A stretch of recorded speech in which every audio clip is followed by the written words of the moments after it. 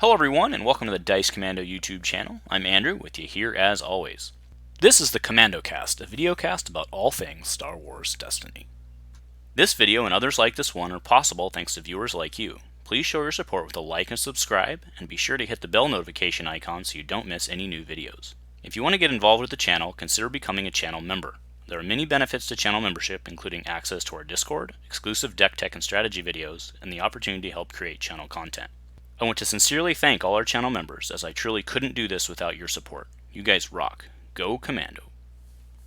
So this last weekend, we got our first glimpse into the upcoming set ARH5, Seeking Answers, and it's not just a new set. We have the first new mechanics, truly new mechanics, that we've seen since Faltering Allegiances. That's right, I'm not talking a 3-dice start, nor am I talking Renew, which we all saw in that set that is yet to be unnamed. We are talking brand new stuff, as well as some spoilers to support that, and I'm covering all that today.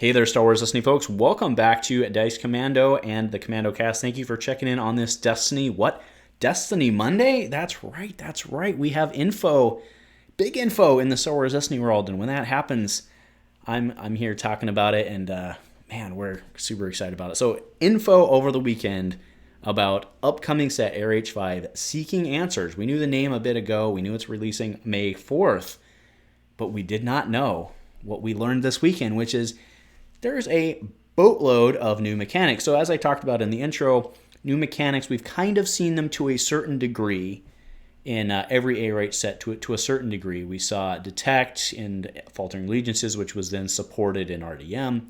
We then saw the 3-dice start, which was technically new, but not really, right? We had seen a 3D Yoda.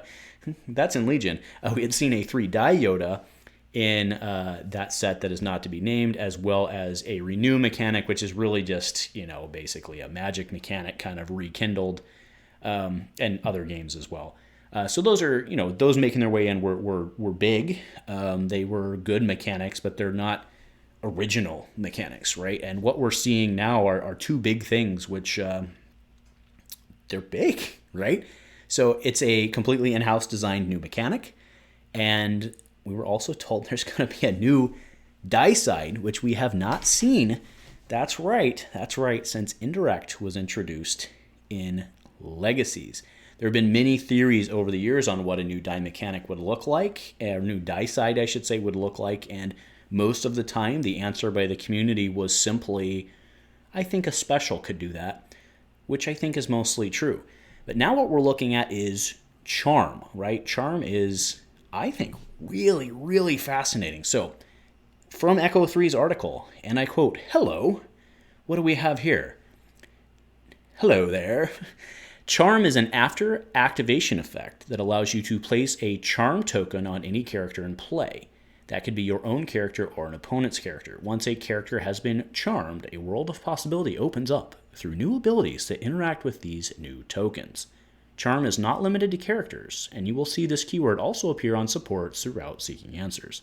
We strongly believe that with the introduction of any new mechanic, it should be progressively introduced." They're thinkers over there. With that in mind, expect to see this mechanic feature on a relatively small portion of cards throughout the set. So that is very fascinating. And as part of this, let's go ahead and pull up the first character, Garsa Fwip. I learned something in this article. I learned this was her name, but that's because I'm not not the middle school kid that I was, where I used to know who everybody was. So Garsa Fwip, respected Twi'lek from the Boba Fett series. She is a 9/12 neutral with 10 health. That's pretty hot, actually. Speaking of hot, anyway, 1 discard, 2 discard for an indirect. I really like that, but let's stay on track. 1 shield, 2 shield, a money, and a blank. Charm. Okay, and then power action, remove 1 charm token from a character to turn one of that character's character dice to any side. So very fascinating. This whole mechanic is very fast. So she puts it in context, right? And obviously the other cards we'll go through today, I know most of you have already seen them. but I kind of want to put them in context of where they're at in my head and how this works. So this is a very fascinating mechanic because it's a very wide open mechanic, right? You can put this special token. Oh, actually, do we know what the token looks like? No, I don't think we do yet. That's going to be interesting. Anyway, so you can put this super special awesome token. Maybe it'll be her head, her giant head, right? That'll be the token you have to put on your character. But you can put this token or tokens, right, on a character and interact with it in some way, right? But like I said, it's a very wide mechanic in that it doesn't have to be your character. It's very wide open. Now, as they talk about in the article, I'll link it, of course, so I can encourage you to go read it. They talk about how the mirror matches are going to be very interesting. But I want to not get overexcited about. So I think the new mechanic's really cool. I think it's really cool. I can't wait to see how it interacts. But I don't want people to lose focus on it because it's not something that it in of itself isn't a victory condition, right? It's not, well, at least as of we know now, right? But I would be very surprised if there was a plot that's like, when you gain 20 charm, win the game. I'd be very surprised if that was a thing. Could be. I wouldn't think that's it. This is just a facilitation interaction.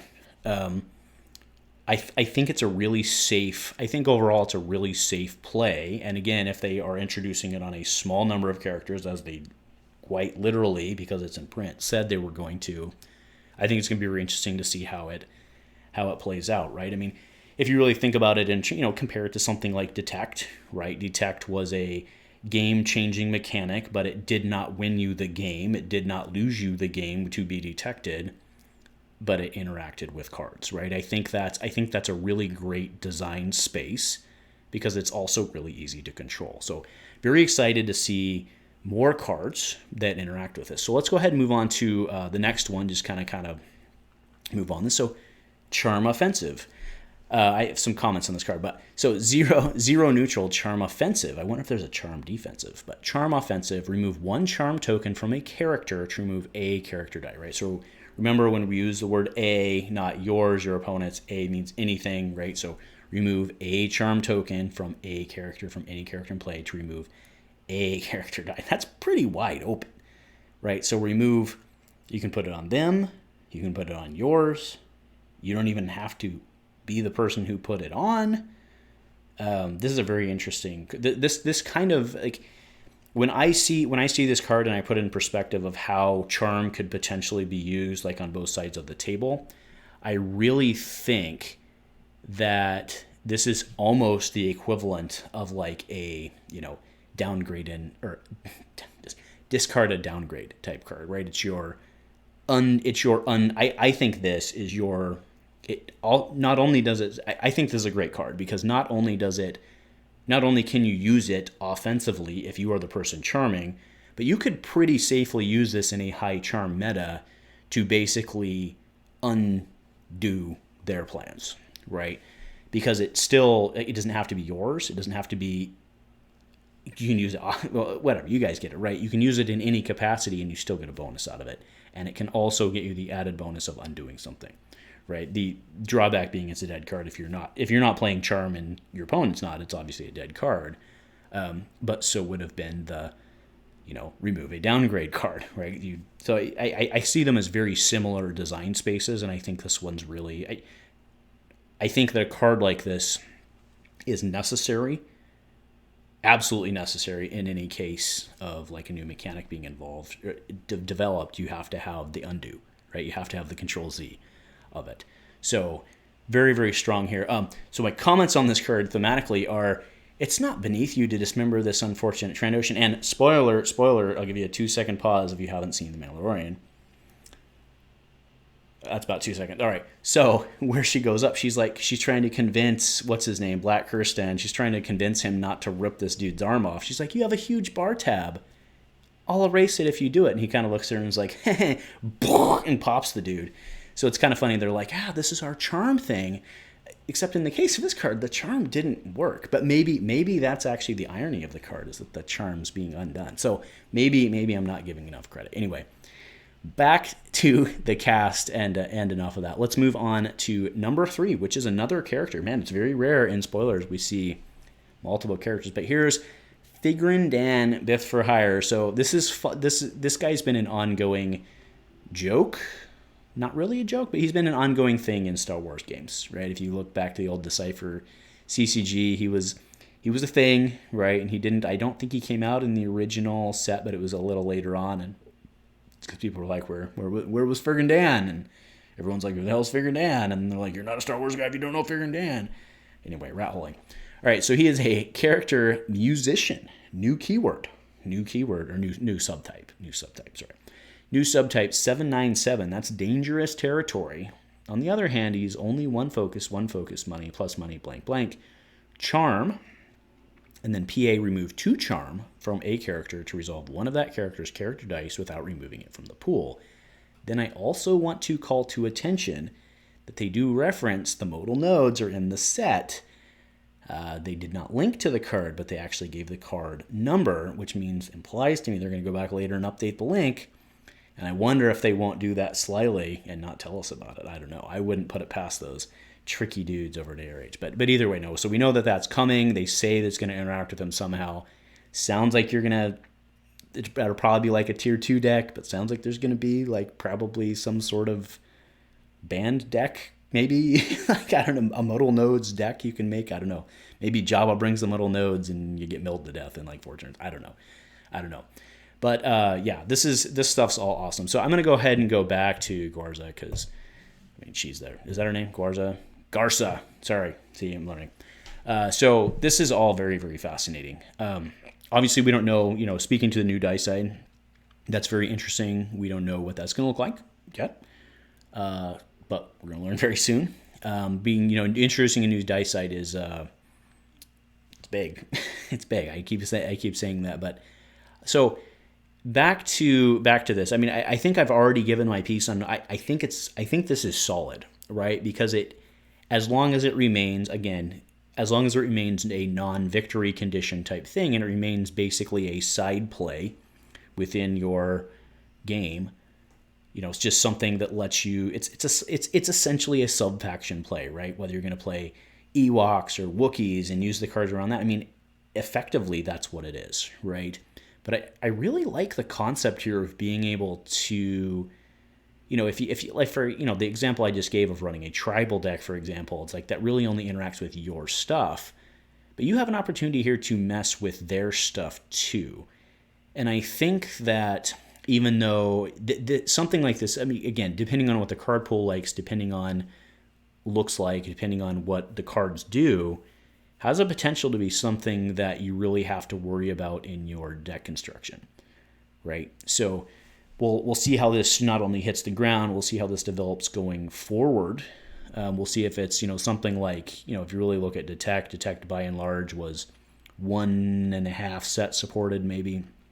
We'll see how that goes here, but the concept of this is really, really exciting to see where they go and the design space it opens up. Again, and I don't see it. I don't realistically see it becoming a major part. Like I said, it's at least as of we know right now, it's not a victory con. So it's just a way to facilitate more card design, and I think that's a good thing, right? I think it's a really good thing. It lets us go wide instead of go tall in terms of the desire, in terms of creep. Right, because that's where you end up going. So yeah. I'm all I reserve the right to retract my statements in the future, but I think that I'm on board with it as of right now. So I think it looks good. Either way, I'm very excited to see what the future holds. Kicking off spoiler season with a bang, giving us new mechanics and hinting at other ones. So. Very excited to see where all this goes. So anyway, let me know what you guys are thinking. Let me know what you guys are hoping for in this set. That's all I got. Go Commando.